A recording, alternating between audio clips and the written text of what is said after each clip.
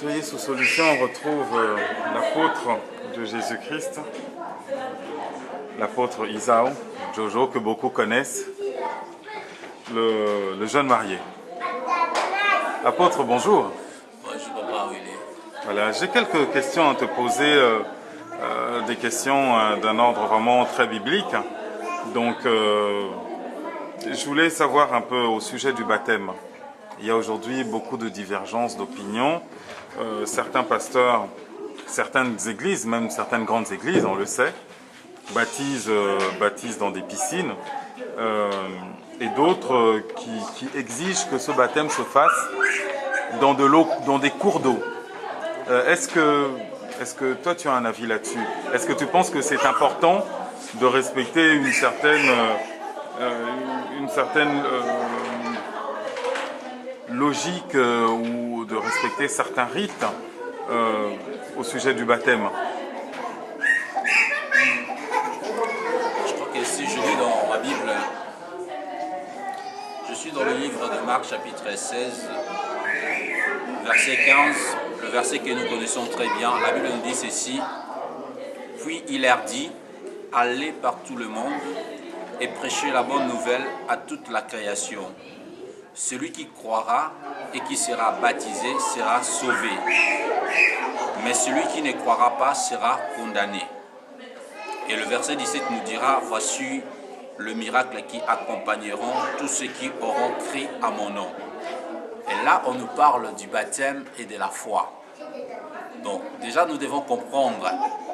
La Bible nous dit, allez prêcher la bonne nouvelle. Celui qui croira et qui sera baptisé sera sauvé. Mais celui qui ne croira pas sera condamné. Donc, la condamnation se situe au niveau de la foi. Ce n'est pas au niveau du baptême. Alors, pour ce qui concerne le baptême, il y a des gens qui baptisent par immersion, il y a des autres qui... Il y a beaucoup de sortes de baptêmes. Ben, moi, de mon côté, je veux dire que moi, j'ai été baptisé par immersion dans un cours d'eau. Moi, j'étais baptisé au fleuve, rivière Angeli. Et il y a des autres qui ont reçu des baptêmes dans des églises catholiques, tout ça. Personnellement, pour moi, je crois que dans mon église, le baptême qui est admis, c'est le baptême par immersion, donc dans une eau courante. Mais pour autant, la condamnation pour vous n'est pas dans la forme du baptême, mais simplement le fait d'être baptisé, c'est bien ça? Non, en fait, pour moi, la condamnation, c'est pas par rapport au baptême, la condamnation, c'est par rapport à la foi. Si la personne ne croit pas en Jésus, c'est là qu'il est condamné. Donc tu peux aussi croire en Jésus et recevoir un baptême qui n'est pas conforme au baptême biblique. Cela ne fait pas de toi un homme qui est condamné. La chose la plus importante, c'est la foi, que la personne accepte Jésus comme étant son Seigneur et son Sauveur. Et après, c'est alors que vient le baptême. D'accord. Au sujet du même baptême, apôtre, doit-on baptiser au nom de Jésus ou au nom du Père, du Fils et de l'Esprit Saint? En fait, nous devons comprendre une chose. Au début, Jésus, quand il baptisait, il a baptisé au nom du Père, du Fils et du Saint-Esprit. Mais après la résurrection de Jésus, les apôtres ont baptisé au nom de Jésus. Alors maintenant, il y a deux tendances. Il y a ceux qui baptisent au nom du Père, du Fils et du Saint-Esprit, comme lui-même Jésus avait reçu son baptême. Et il y a des gens qui baptisent comme les disciples après la résurrection de Jésus. Donc ils commencent à baptiser au nom de Jésus. D'accord. Une autre question assez dure, parce qu'elle ne vous concerne peut-être pas personnellement, mais apôtre, on peut le voir que souvent les hommes, les serviteurs congolais sont de ceux qui ont apporté la bonne nouvelle un peu partout en Afrique, et on le voit par le nombre d'églises qui nous entourent ici. C'est beaucoup le fait de Congolais.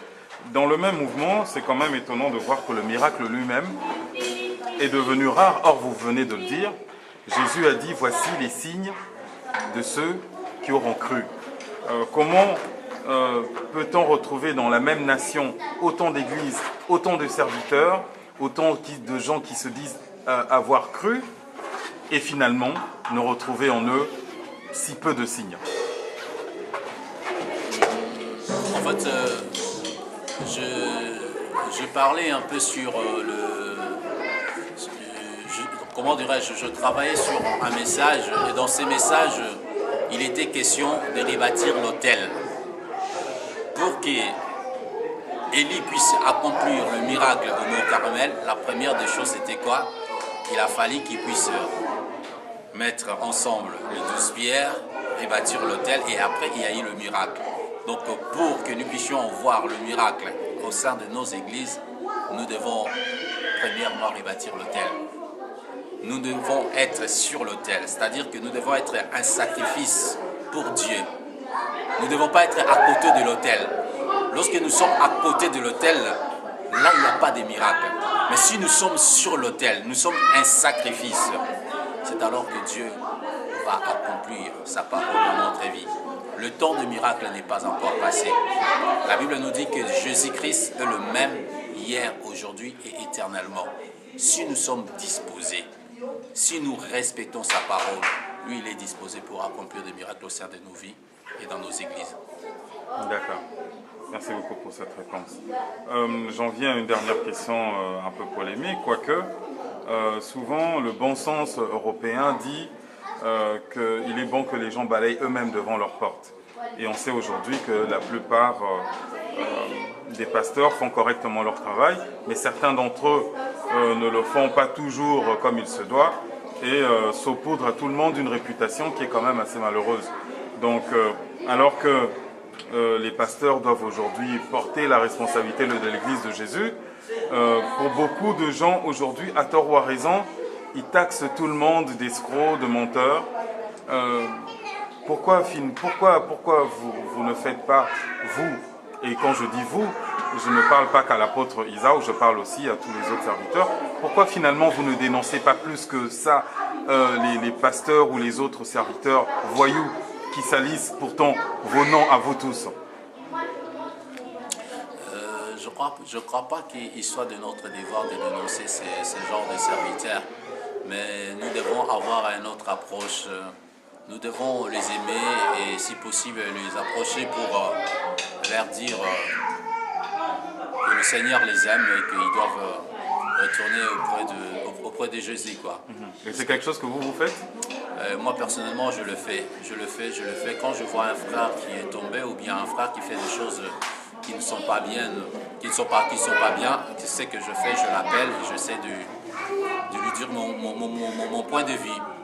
Mais il faut dire que la plupart de gens ils te diront que non, c'est ma vision des choses, c'est ma manière de voir les choses, laisse-moi libre, je suis libre de faire ce que... Donc c'est difficile.